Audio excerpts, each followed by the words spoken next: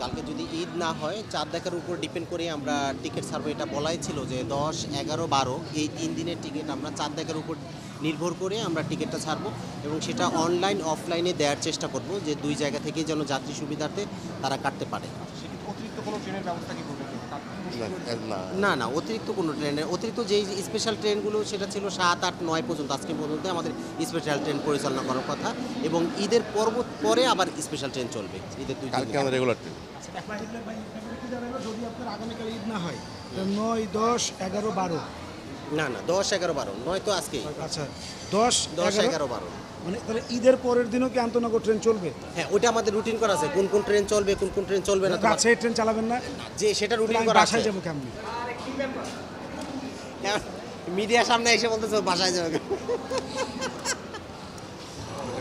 আচ্ছা আরেকটা হচ্ছে এখন পর্যন্ত আজকে কালকে থেকে একতা ট্রেন মানে একটু শিডিউল বিপর্যয় এখন পর্যন্ত কোনো ধরনের বিপর্যয় নাই, কোন শিডিউল বিপর্যয় না ভাই, শিডিউল লেট। বিপর্যয় নাই, কিন্তু আপনি একটা জিনিস একটু বলেন আচ্ছা ওটা ওটা নিয়ন্ত্রণ করতে পারলেন না নাকি ওনার হচ্ছে কথাটা যে- জবাব দেই। না না ওটা তো ভাই জানে 30 মিনিট তার মুখে বলতে হবে না।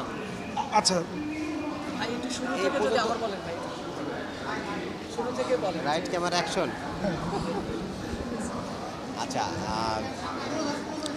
আপনারা জানেন যে আজকে ঈদ যাত্রার সপ্তম দিন। এই সপ্তম দিনে আমাদের 9 তারিখে আজকে 9 তারিখ পর্যন্ত যাত্রীরা তার সঠিক গন্তব্যে পৌঁছে গেল।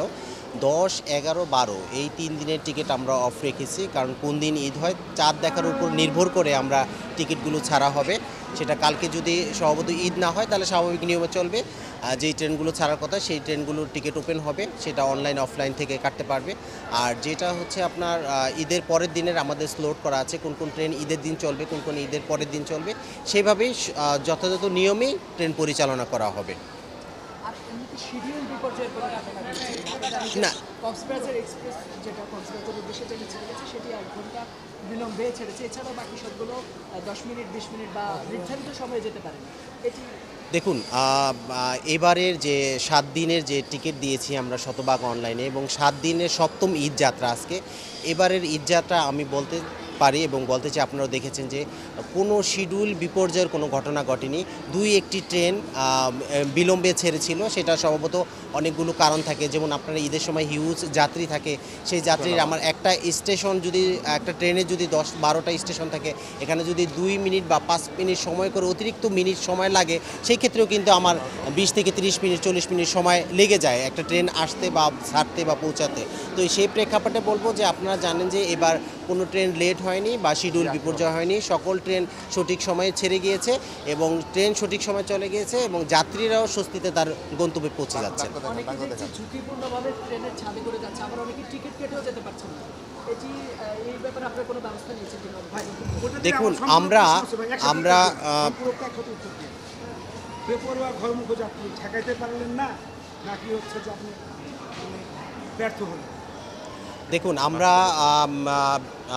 আমাদের যে চেকিং কার্যক্রম ব্যবস্থা 3 স্তর বিশিষ্ট চেকিং কার্যক্রম ব্যবস্থা আমরা রেখেছি, সেখানে আইন শৃঙ্খলা রক্ষাকারী বাহিনী ছিলেন এবং আপনারা সম্ভবত আমরা ঈদের টিকিট যখন আমরা বিক্রি করেছি ছেড়েছি তখন দেখেছেন যে মাত্র 33,500 টিকিটের বিপরীতে 2,80,00,000 মানুষ হিট করেছিল। স্বভাবতই আমরা জানি যে এই 8 এবং 9 তারিখের হিউজ যাত্রী হবে এবং অনেক বেশি চাপ থাকবে, যেটা সামাল দিতে আইন শৃঙ্খলা রক্ষাকারী বাহিনীর অনেক বেশি হিমশিম খেতে হবে।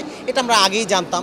তারপরে আমি বলি যে এবারের ঈদযাত্রা অন্যান্য সকল বারের চেয়ে অনেক বেশি সবাই পরিশ্রম করেছে এবং আমরা যাত্রীকে সুশৃঙ্খলভাবে তার যে গন্তব্যে পৌঁছে দেওয়ার অনেক বেশি সহযোগিতা করেছি। 2-1টি ট্রেনে আপনারা দেখেছেন যেটা উঠেছে, সেটা আমরা চাই যে কেউ ইঞ্জিনে বাফারে ছাদে ভ্রমণ না করুক, নিজের জীবনের কেউ ঝুঁকি না নেক এবং যার টিকিট সেই কাটবে, টিকিট যার ভ্রমণ তার এই নীতি বাস্তবায়নে যাত্রীরাও আমাদের সহযোগিতা করুক, এটা সবার কাছে আমার বলতে হবে। এবারের যাত্রী